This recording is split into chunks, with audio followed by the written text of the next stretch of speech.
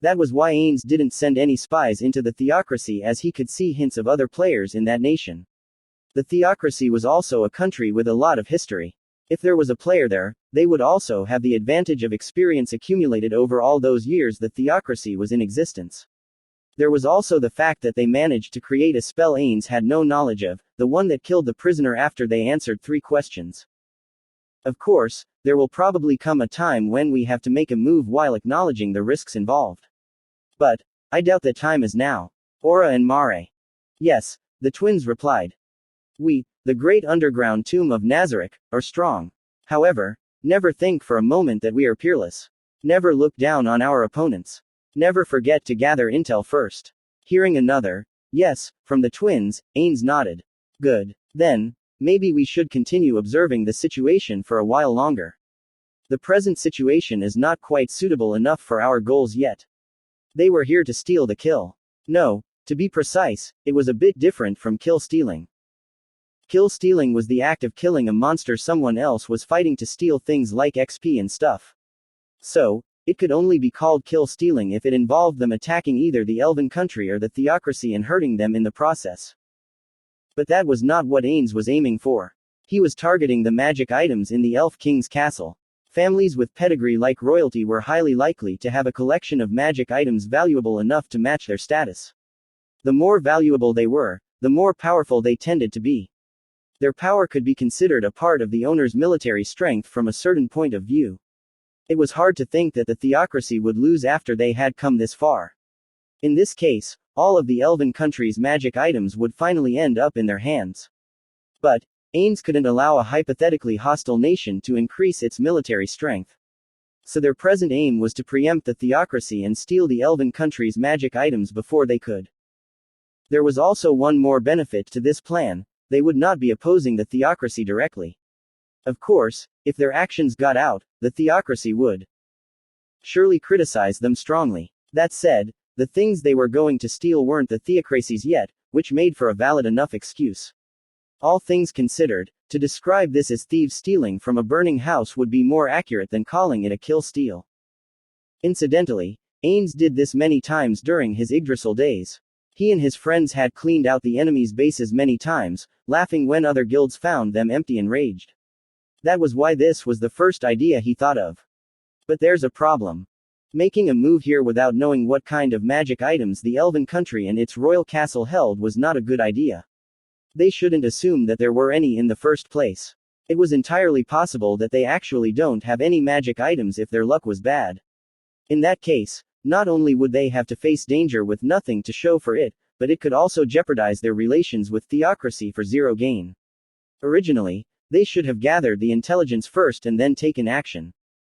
Even if the elven royalty possessed magic items, he could easily imagine that the dire situation of the war could force them to open the treasury and have the magic items put to use in the war effort. They could have also transferred them to a safe place elsewhere.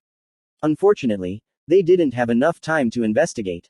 Let us observe the situation a little longer and then enter the castle. It would be bothersome if they took away the magic items before we could get our hands on them. I can chase after them. Ah, that's an option. If Aura's the one tracking, no, we can't be sure the other party doesn't have any skills like Forestwalker. Our best choice is to get those items before they are whisked away. Maybe we should start sooner considering we still have to investigate where they are stored. And now? Yes, we should go right now. Ains looked at the theocracy's assault. It's been a week since they left the Dark Elves, so depending on how their talk with the other villages went, there were probably some Dark Elves fighting in there. He felt a minor urge to look for them, but remembered the regret he felt. Because of his misconduct as Nazarick's ruler that time, he should only be thinking about Nazarick's benefit now. Ains turned his gaze from the castle to Mare. Well then, Mare, depending on the situation, you might have to act as the frontline tank. You don't mind, do you? Ains confirmed one last time. Why yes. It's fine. Just like the village, the royal capital is also considered a part of nature, so there's no problem. I will do my best. Both Aura and Mare wore different gear from their usual set, especially their armor. Aura changed into an archer's attire while Mare wore gear focused on defense. These were not provided by Ains, but given to them by Bukubukuchigama. The quality was also a bit lower compared to their normal stuff, but as they were matched with the twins' abilities, their stats didn't decrease by much. They were preparing for a stealth mission. Perhaps Ains should have worn a different set of gear like the twins, made the twins wear secret shoes and covered all of their faces with a mask. But they didn't do any of that. The main reason for Ains, whose appearance was the most well-known among them, to not change out of his normal gear was that since the twins had already changed into weaker gear, he decided it would be too dangerous if he himself was weakened too. After some thought, Ains came to an extremely simple conclusion: can't we just kill all the witnesses? And so, they abandoned all thoughts of disguising themselves. The twins' armor also played a small role in making this decision. Even though they were just spares, their defensive ability was enhanced by data crystals that increased defense in return for sealing away an equipment slot. With Mare's head slot being the one sealed, he couldn't cover his face behind a helmet anyhow. That aside, these ones are reversed for the genders as well, huh? And that was not all. He couldn't help but wonder why they were given armor like these, especially in Mare's case. Mare was wearing something that could be called dress armor, showing a lot of skin and with his navel exposed. One could only wonder why someone would even make such a piece of gear. YGGDRASIL's armor's defensive stats came from a combination of the metal's quality, quantity, and the data crystals used. So even though Mare's navel looked defenseless, it was being protected by the data crystal's portion of defense at the very least. In actual terms, it could be said to be protected by a layer of magic. Probably none of the ordinary people fighting here could even scratch his abdomen even if they hit with all their strength. Still, in Yggdrasil mechanics, such exposed surfaces were more likely to trigger critical hits. Frankly speaking, it was not something to be used as tank equipment. Albedo's grim-looking armor was how tank equipment should look like. Even Bukubukuchigama, while burdened with the racial penalty that disallowed wearing armor, did things like equipping shields in both hands or using special skills to harden her clay-like body. So what was she, who was a tank herself, even thinking when she gave this armor to Mare? The answer was probably, she didn't think about anything. No, she definitely would have seriously pondered on it, though not about its fighting ability, but rather how to best satisfy her tastes. They are siblings after all, Ains thought, but he wanted to defend his past comrades in this case. Originally, Mare and Aura were only NPCs, so they wouldn't have changed gear on their own. The navel-exposing armor Mare was wearing right now was an attire change and was never supposed to be used seriously. It was hard to think that someone would prepare useful gear for that. Bukubukuchigama should be praised here instead for the fact that she made sure the equipment had some utility even though it was just for fashion. For some reason, the image of the sister with a smiling face, although she didn't have a face to speak of, and the brother who looked like he wanted to protest about something, flashed across Ains's mind. 2. The Theocracy's assault turned fiercer, finally breaking through the capital's outer defenses. Seeing that the Theocracy's soldiers had begun entering the city, Ains and his party started to move quickly. The first thing Ains did after infiltrating the castle under perfect unknowable was to find an elf who was alone, with no witnesses around, and capture them. After passing up multiple opportunities because of the possibility of being discovered, he finally captured a female elf who looked like a servant. Ains immediately charmed her and returned to the twins' location using gate. Then, he questioned her just like they did with the elf before. Unfortunately, they weren't able to get much useful information out of the woman. Realizing there was no more useful information to be gained from the elf, Ains immediately killed her with death without hesitation. There shouldn't be any problem with a single woman disappearing from a castle that was going to fall soon. After divesting the elf of her clothes and other things that could be used to identify her, they moved her body to a faraway place, to the place they initially discovered the Ursus Lord, using gate. The wild animals would probably pick her clean. Even if she was discovered before that, she would just be a mysterious corpse without a single wound. It's very unlikely that someone would connect it with Ains and the others. He thought it would be more natural to teleport her above the castle and have her die from the fall, as it would have been a reasonable action for her in this situation. However, given that they might need to use her identity later, he just made her disappear. Some MP exhaustion was necessary to deal with the body, but with Ains's MP recovery rate in mind, it was not a big deal. Plus, even if he wanted to wait until it recovered, They didn't have any time left to observe things from the sidelines anymore. The theocracy's forces were still having a hard time against the elves' guerrilla warfare in the city. That said, considering the difference in their fighting strength, their victory was just a matter of time. No strong individual had appeared on the field yet, so it was probably correct of them to think that there was no one like that present here. The Elf King, who was said to be a strong person, was nowhere to be found on the defending side, probably because he had already escaped from this place. In that case, the magic items would have followed him, rendering their actions here into a meaningless endeavor. Ains muttered such thoughts internally and then called out to the twins. Well, let's move.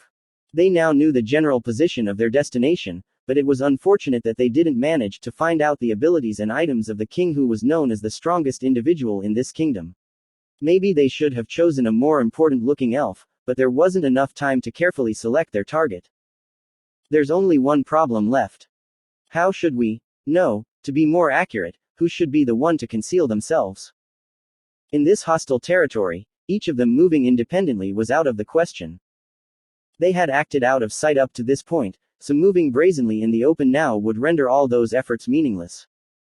It would then be best if all three of them moved in stealth. They certainly had the means to do that, but it also created a new problem. Aura was the only one who could sense Ains in perfect unknowable, and even then, she could only sense that he was somewhere around them. Druids have a spell to see through perfect unknowable, but Mare, who mostly specialized in the use of offensive spells barring a few exceptions, didn't have that particular one. If Aura went into stealth with her Gilly cloak, even Ains and Mare couldn't find her.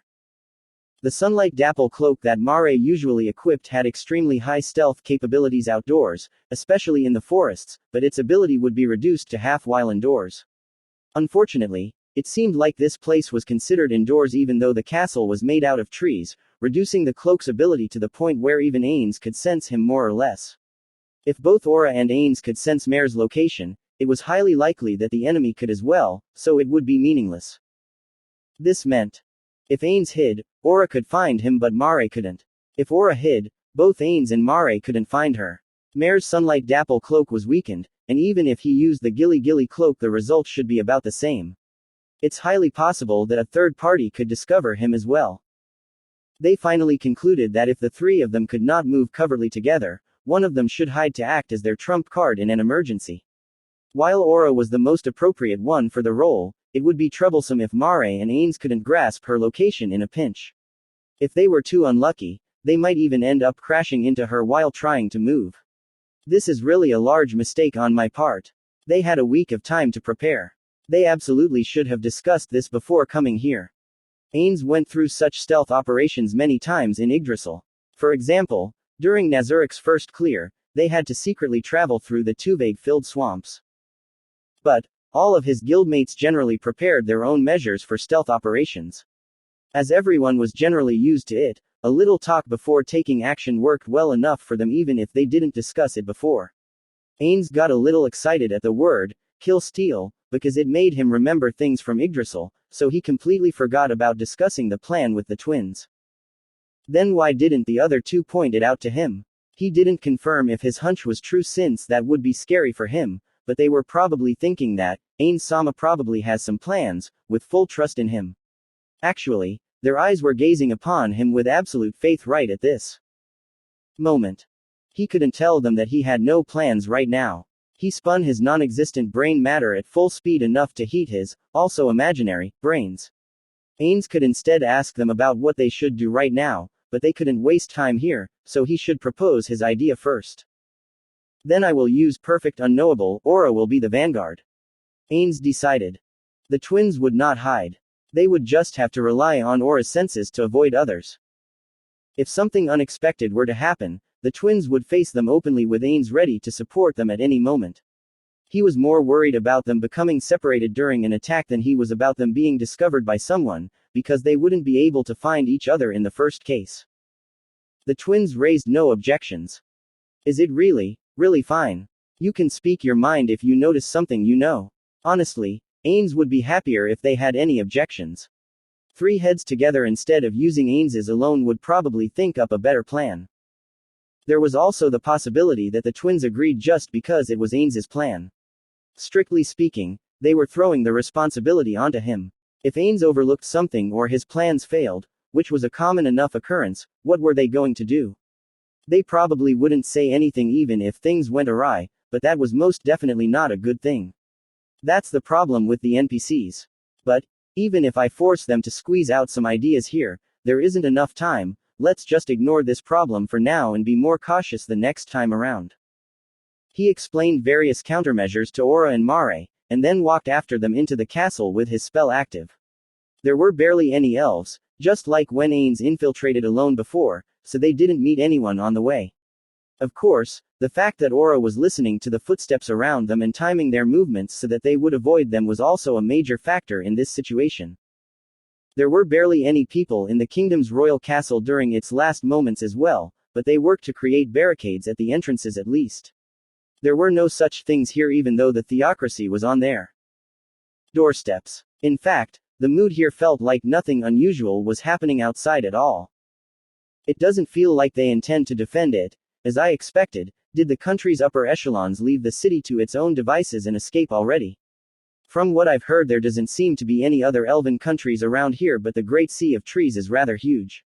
It's entirely possible that there are lands further south with cities and we just don't know about them. All this trouble would be for nothing if that's the case. Anyhow, they would have an answer soon. It would be dumb of him to continue thinking about matters they could do nothing about. The restricted area, likely the treasury, seemed to be on the upper floors. It was 2 floors above the one where the king's personal room was, and it was the highest point in the castle. He initially thought about entering it from the outside, but abandoned the idea when he considered that it was unlikely that such a place had windows. And so the 3 of them continued to advance up the stairs. They climbed the floors without getting discovered. Upon reaching the floor of their destination, Aura raised her voice with a hint of suspicion. What is this place even? The entire ceiling, which was about 15 meters high, was filled with lights covering all of its surfaces.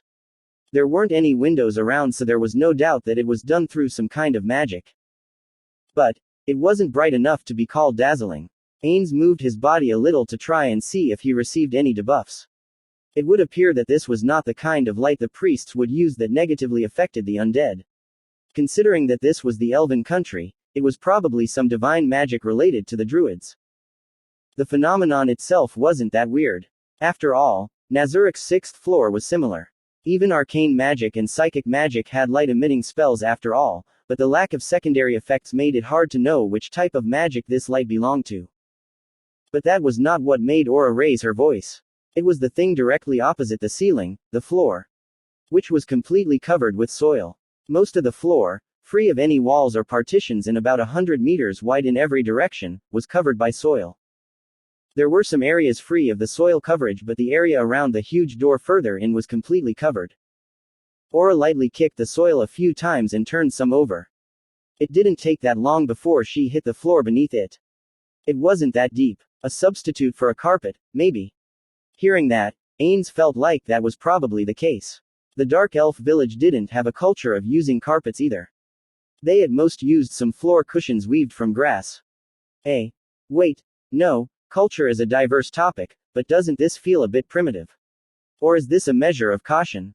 To make intruders leave their footprints? But, in that case, shouldn't there be a patrol or a guard watching this area? Ains concurred with Mare's words. There didn't seem to be anyone around here. Too careless to think no one's here. No, maybe even the ones who were here were mobilized to defend against the theocracy's assault. That servant said this area was restricted, though nothing about soldiers being stationed here. Maybe they plan to cultivate vegetables and stuff if they ever need to hole up in the castle. Aura raised an in agreement with Mare's hypothesis. Ains agreed as well. It was possible for druids to cultivate crops here even though there wasn't any sunlight coming in. Maybe this light substituted for real sunlight to grow plants here. Though the area Aura kicked over was shallow, it was near the edge. It was possible that the soil further in was deep enough to grow plants. I can test this better if someone like Shaltir, who receives a penalty from sunlight, was with us here. I could use all appraisal magic item, if it's a magic item, but if they didn't find anything good in the treasury, they can try taking this along with them as a consolation. Ains settled on that decision and started walking after the twins. Those two used skills to not leave any footprints behind, while Ains cast Fly, while maintaining Perfect Unknowable, to do the same. As the group neared the center of the room, I felt some strange presence and came over to check, but to think it was some dark elves. Twin kids at that. A voice suddenly spoke. Turning back, they found an elf standing about 10 meters away from them. He had a cold-looking but handsome face, with each eye being a different color. He was definitely not a servant. They could feel that this elf was used to ordering others around. One could feel the haughtiness that was radiated around him. What? Ains let out a surprised voice that no one else could hear. There shouldn't have been anyone there. He was sure. Ains and Mare may have missed him, but there's no way Aura would have as well. He had not been invisible either. Ains would have seen him if that was the case. Maybe he deceived Ains's eyes with a special concealment skill while using invisibility at the same time to hide from Aura. Or else, he teleported here. Shit. I should have deployed delay teleportation. Aura moved gracefully to position herself between Ains and that elf while Mare took on a fighting stance, gripping his staff with his two hands. In contrast to the twins, the elf didn't change his stance at all. Ains found him full of gaps, but maybe that was the opponent's attempt to bait them. A skilled warrior could probably judge if he was being genuine or if it was a bluff, but Ains couldn't. Ains moved a little and tried waving his hand at the elf. The elf didn't turn his gaze at all. So, he couldn't see through Ains's Perfect Unknowable. Ains turned to look at the twins. His orders before the infiltration were, in case we were to meet any mysterious individual, focus on gathering intel from them until they attack us. Aura nonchalantly extended her hand to grasp her necklace. The twins probably intended to gather the information while having a discussion among themselves. He could understand their intentions, but they were being a bit rash. If it were Ains, he would have immediately attacked the infiltrators if they made any suspicious movements before him. Touching equipment was the same as drawing a gun in his eyes. Expecting the mysterious elf to start attacking them at any moment, Ains readied himself to meet him with magic at any time. But he ended up tilting his head in puzzlement after observing the elf. There's no change in the elf's attitude. He saw Aura's actions but didn't look like he was particularly bothered by them. Was it because he was highly confident in his strength, or was it because he couldn't understand what Aura was doing? Or maybe he was trying to gather information just like they were and so was hesitating to attack them? What's the meaning of this? Those eyes? I don't remember betting any dark elves. No, maybe I did. Let me test you then. The elf's air of intimidation became stronger. It even felt like the elf had swelled up a little. TCH, Aura clicked her tongue. Body of effulgent barrel. Who? So you can withstand this. This is probably the first time ever that I've seen someone being able to do that. Hey, why did you point killing intent at us? Do you want to die? Indomitability. Ha. Ha. The elf laughed like he had just heard the greatest joke. Aura furrowed her brows in a manner that screamed, danger. She made a fist with a scary amount of force behind it, but gradually loosened it as Ains continued to watch. Greater resistance. That was splendid. No, I see. I never even had an inkling. Grandchildren, I see. I understand now. So even if it doesn't awaken in the children, it could awaken the grandchildren's generation. To think that I didn't realize it, that was somewhat stupid of me. What nonsense are you muttering about? Greater potential. No, it just means I had the right idea all along. Well then, my grandchildren. Grandchildren. What the heck is he saying? He seems to be having some sort of misunderstanding. No way. Are you Bukubukuchigama-samas? That made Ains panic for a moment. He realized that there was a possibility that Bukubukuchigama had arrived in this world alone and left this guy behind. But there doesn't seem to be any slime bits left in him. Maybe he can change his form like solution. Chigama, what are you talking about? No. In that case, could it be Akemishin-san? Yamaiko had a sister named Akemishin. She had made an elf character, but as she wasn't that into Yggdrasil, he barely knew anything about her. You are a pure elf, right? Oops. Breath of Magic caster. What is this odd question? There's no way you don't know who I am, right? We know. Why yes, we know. The two of you are shit at acting. Their perfunctory attitude and the monotone reply were enough to make Ains retort unintentionally. The elf didn't believe them either, opening his mouth in surprise. To think that you didn't know, it's impossible. Good grief. I heard dark elves live near the borders, but to think you are so uncultured. The elf sent them an intense glare. I will forgive this once because you are my grandchildren, but ignorance is a sin. I will educate you thoroughly under my guidance. Even if you say you will teach us, wait, actually, who are you? I am just making sure, but you are the king of the elves, right? Or likely made that conjecture because the elf king was the only strong person they were informed about. Life essence. Who? Ains let out a voice in surprise. The elf's HP pool was huge. It easily surpassed the Pleiades and was probably at least level 70 by YGGDRASIL's standards. This made him an opponent they couldn't be careless around. Ha! I am stunned. What did your parents teach you until now? There shouldn't be anything more important than the name of the pinnacle of all the elven races, at present anyway, and the king of the elves, the Decem Hogan, shit. Ains cursed. He expected this, but he couldn't help but curse after receiving confirmation. All their effort until now to stay hidden was in vain. He could only lament at all of their wasted efforts. Now, they would have to kill this person, the greatest combat entity. Probably, in this nation, one that they could have expected to decimate the forces of their hypothetical enemy nation, the Theocracy. They certainly couldn't leave him alive after this. Overriding his memories was one option if they could incapacitate him and make him unable to resist, but after seeing his life essence, Ains realized that this king's battle strength, his HP to be more precise, was surprisingly huge for a denizen of this world. Of course, they would win without a doubt if they fought normally. There are 3 level 100 entities here after all, but it would probably be hard to incapacitate him without killing him, as holding back here could turn out to be a mistake. Considering his sudden appearance, it's highly likely that this elf, Decem, had some abilities unknown to them. It was dangerous to prioritize incapacitating him when they didn't have enough information on his true strength. After seeing that Akemishan's name wasn't mentioned, he was 90% sure that there was no relation between them. If there was any, she would have named him something recognizable. He would only kill him if they were driven to the wall, if he really was the Yamaiko household's child. The king, is it fine for you to be here? Aren't the humans attacking? Why won't you immediately go over there and save your people? Mana essence, I see. Even Decem's mana was quite high for this world's denizens. It was about the same as Shaltir's. HP and MP. Taking elven culture into account, he most likely had the same class as Mare, a druid. A backline druid, to be specific. Why should I do something like that? Seems like you are misunderstanding what being a king means. A king is someone who should be venerated as a supreme existence by his people, not someone who works for them. Mercy is the only thing the superiors give to those inferior. Understood. And mercy can only be pleaded for, not demanded. They should be satisfied even if they don't receive it. What the hell was this guy saying? Ains was stunned. If Decem was really being serious, then there's something wrong with his brain. Ains even found the elves pitiful for having such a king.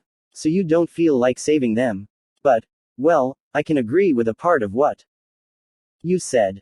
Why yes. We can't say he is entirely wrong either. Ha. Ains stared at the twins' faces, flabbergasted at their replies. It didn't seem like a tactic to loosen the opponent's tongue by flattering him.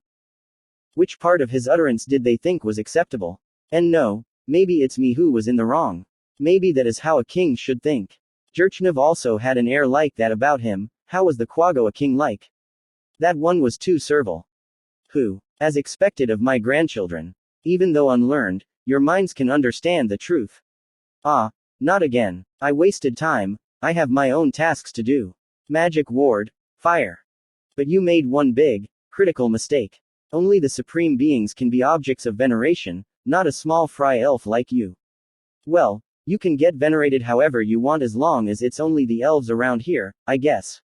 No, that's completely wrong, but they won't change even if I reproach them, and it's not like I don't understand their feelings. If only they made friends outside of Nazarick. From this point of view, I have hopes for Shizu who became friends with that girl with the scary eyes. This trip was a failure unfortunately.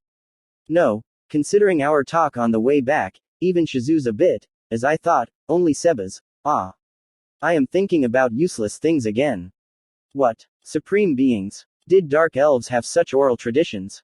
Decem pondered a bit and slightly shook his head. Well, whatever. I can just hear about it in detail later.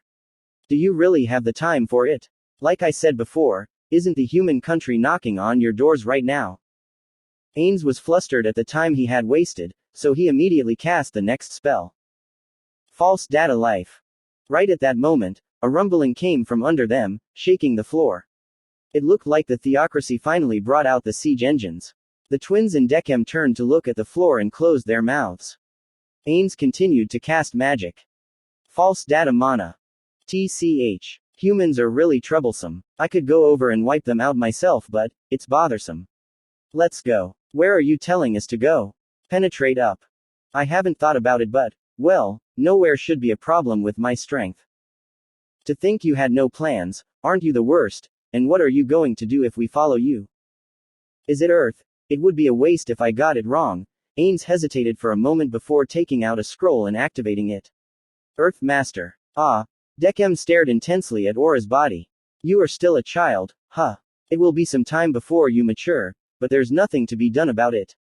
I have already waited for this long. A few decades is too long to be seen as a mere miscalculation, but we will just have to think of it as inconsequential. You asked what will happen if you come along, right? The answer is simple. You will have children with me. What are you even talking about? Ah, greater luck. You too. Decem turned his gaze to Mare. After the women become pregnant, it takes time before they can bear a child again. I expect more from you on that account. You will also be making multiple children alongside me. I assume the blood will be further diluted, but seeing how it awoke in the grandchildren's generation, it should be possible for the great-grandchildren as well. I should take time to experiment. It will be troublesome, but I will probably have to take some people along with us to become your partners. But, why are you wearing a female's attire even though you are a boy? Is it the Dark Elves' tradition? Honestly, the fact that you are not a pure elf is a bit irritating, but it's far better than extending my hand to all the humanoid races. Aura and Mare stared at Decem with their mouths agape. Quote. Well, I don't mind if you don't understand it yet. Let's go. He was unsure what Decem was thinking, but he approached the twins who stood rooted to their place and extended his hand towards Aura. Ains brushed that hand away. Determining the action as an attack, perfect unknowable, got dispelled. Before Decem could turn to look at Ains in surprise, his bony fist planted itself in Decem's face. Decem flew away, sprawling on the ground. This pedo shit pervert. To think you dare to stare lecherously at the girl entrusted to me by my friend. Die. While he continued to hurl abuse, the small part of him that managed to stay cool clicked his tongue at his mistake. He went through all that trouble to maintain perfect unknowable, but ended up throwing a punch because he lost his temper. There's nothing more wasteful than this. Ains's emotions would be suppressed if they cross a certain line. He would have acted more rationally just now had that been triggered. Instead of punching the guy, he would have cast instant death magic on him. However, it didn't trigger, probably because he was more disgusted than angry. The extent of that emotion probably didn't cross the line either. Wah. Decem stood up in a fluster, with blood flowing from his nostrils. But he didn't receive much damage. Life essence showed Ains that only a little bit of his HP was gone. Even though he received Ains's full-powered punch defenselessly, that's all it managed to do to him. There's a possibility that he was faking it with a skill like false data life or some equipment, but that was most likely not the case. Ains showed his open palm to the twins, making a pose to tell them not to move. From his estimates of Decem's HP and MP, he seemed to be above level 70 but below level 80. That said, although it's very unlikely, they should be on guard against one possibility. Yggdrasil had no such classes, but maybe this world had some that wouldn't raise HP and MP when leveling up. Those could make it possible so that someone is at level 100, but their MP and HP would stay at level 70. He would probably be right in assuming that there was nothing like that, but there is no such thing as an absolute. The three of us can gang up and kill him, but that's a bad idea for now. At least not until we figure out the method behind his teleportation. While Ains continued to think up their battle tactics for the hereafter, Decem raised his voice. And you undead. Why, here, and so suddenly. He turned his gaze to the twins. Is one of you a necromancer? Ains answered before the two could speak. Just like you have surmised. These two are peerless necromancers, and I am their guardian who was born from the power of these two and their parents, from the combined powers of 4 people. I will definitely not allow the weak to touch them. I wouldn't mind you taking them away on the dawn of the day you defeated me, but Ains used his full effort to laugh scornfully, trying to anger the opponent. Well, I think that's impossible for you, right? Who? Decem removed his hand that had been pressing down on his nose. It seemed like the bleeding had already stopped. I am a little surprised. To make me bleed? How many decades, no, centuries has it been? I see. You are strong enough to match your boast, but that's not the way to speak to a king. That said, this is rather fortunate. Rejoice, I shall teach you the difference between our strengths and discipline you. He said those words while looking at Aura and Mare. It looked like he really believed Ains. So, Ains continued to think. Why did it look like Decem believed the enemy's words without a doubt? Did he really not have any abilities that could see through invisibility? If he had any, it should have crossed his mind that Ains suddenly appearing was not because he was summoned, but because he was hiding using something like invisibility. If he really didn't, then he was probably a specialized druid like Mare. Or, in case this was all an act and he knew I was already here, a bluff in a sense, what is he aiming for? He wanted to simulate what he would do if he was in that guy's place, but spending too much time pondering on it would look suspicious. Then why don't we fight one-on-one, fair and square? That should make it easier for my masters to understand who is stronger, you or them, right? Decem widened his eyes and laughed like he just heard an interesting joke. Meanwhile, Ains used the silent metamagic to send a message to Mare. Mare, that was a big lie just now. If it looks like I am in a bad situation, cooperate with me to absolutely kill that guy. Pass that along secretly to Aura as well. Obviously, he had no intentions of handing the twins over to the guy. Also, fighting one-on-one, fair and square in a fight with one's life on the line was an act of utmost stupidity. Some battles were fine to lose, but not those where people were trying to take each other's lives. But Ains felt like he had made a mistake. He wanted to spend a little more time buffing himself, but there was no way he would let a pervert like that touch Aura. The elf also could have had skills to force teleportation that Ains didn't know about, which would have been dangerous if he had let him touch her. The sight of you two commanding an undead made me sure that you are my grandchildren. Then, the floor moved. Like waves receding back from the beach, the soil roiled towards Decem. Ignoring it, Ains took out a scroll from under his clothes with deliberate movement and activated it. It was extremely wasteful, but he had no other choice. Until he knew how much the opponent knew, he couldn't let the enemy get cautious. The activated magic was the 8th tier spell, Dimensional Lock. This spell had the same effect as the special ability used by extra-dimensional beings like devils and angels. It blocked beings from teleporting out of a specific range with instant teleportation magic. While he was doing this, the earthen lump that coalesced before Decem turned into something huge. It was in the form of an elemental that Ains knew. He could hear a gasp of surprise from Mare, but Ains was surprised as well. A primal elemental. Upon seeing the elemental that couldn't be summoned by normal means before him, Ains instantly raised his level of caution. Unlike Mare, Ains suppressed his sound of surprise from leaking out. One of the fundamental teachings of peeking for dummies was that you couldn't let others find out that you knew. Mare's surprise could be misunderstood as a kid's terror at seeing the elemental, but in Ains's case, it would make it clear that he had knowledge about it. So Ains lowered his shoulders in an exaggerated manner. HNN. So what? You created a big lump of soil called an earth elemental. Are you going to make it fight me instead of fighting by yourself? Aren't you underestimating me? Ho hoo. So you know what this is? Decem smiled haughtily. Good. Of course. That's just an earth elemental, right?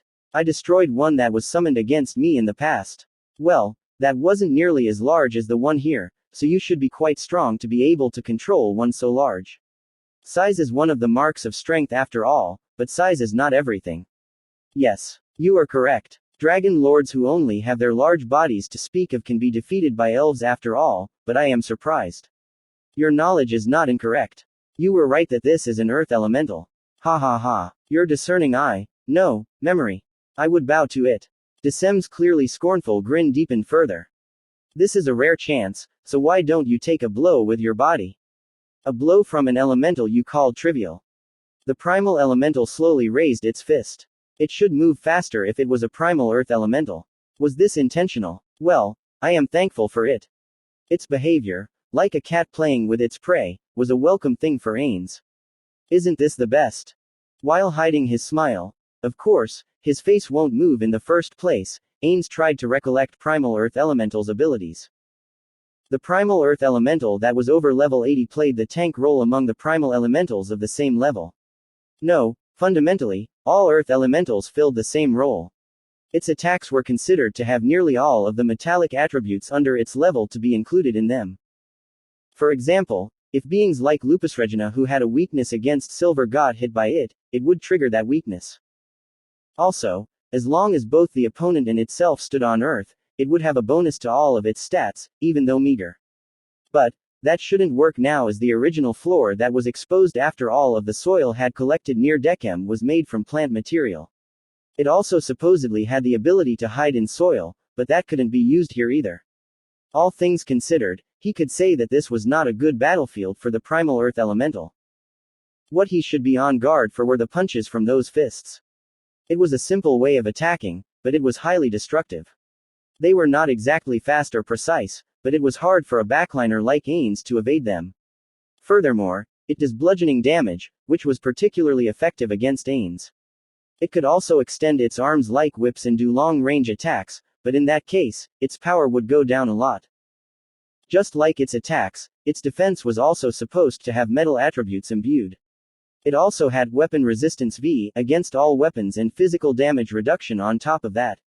Considering all of the above, it was the ideal tank and was troublesome to deal with using only physical attacks. That said, it also had some weak points, naturally. For example, it didn't have any dangerous trump cards, that is, it had no special skills. That meant that it had no attack that could turn the tide in a battle. The other weak point was that everything that worked against metallic attributes worked the same on the elemental. Haruhiro-san could probably take it down easily. It was weak to acids and there was one more element it was weak against. Ains made preparations to take out the staff from his inventory when needed. He wouldn't be taking it out yet though. Since the opponent was assuming that he was just a simple undead, he should play along and not display any skills that would put him on guard. The question was whether or not he should take the incoming hit or not. It would make for a good act if he made it look like that single attack was what made the undead being realize that this was no simple earth elemental. The demerit in this scenario would be that the enemy would turn cautious after seeing that one serious blow wasn't enough to kill Ains. Right. There's no doubt that he is specialized in summoning. The earth elemental's attack will be more powerful than usual. It will be disadvantageous for the fight hereafter if I receive damage for no reason.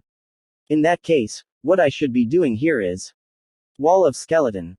Ains created a huge wall made of bones in front of him at the same time the elemental brought its fist down. The wall was instantly destroyed and disappeared into thin air. As I expected, did his mana just go down? What is this? Ains exclaimed in a voice loud enough for the elf to hear. Why can it destroy my wall in a single hit? Ha ha ha. To think it was broken in a single hit from a simple earth elemental, isn't your wall too brittle? Taking advantage of Decem's good spirits, Ains immediately shot a spell at him. Lopsided Duel. This was a third-tier spell that made the caster teleport to the same place as the person he cast it on if they tried to escape by teleportation. Furthermore, even if the opponent was protected by delay teleportation, it would still ignore it and instantly teleport the caster at the same time. Still, this obviously had a fatal weakness. If the opponent teleported right into the middle of his comrades, the caster who followed them would also teleport to the same place and would end up as their punching bag. That was why, even though it looked like an extremely useful spell at first glance, it was relegated to the third tier. Before it was patched, it could be cast on allies to teleport along with them. After it was patched out, the spell could only be cast on enemies. So, Ains should be prepared to escape if there were people on the same level as Decem waiting at the place he would teleport to.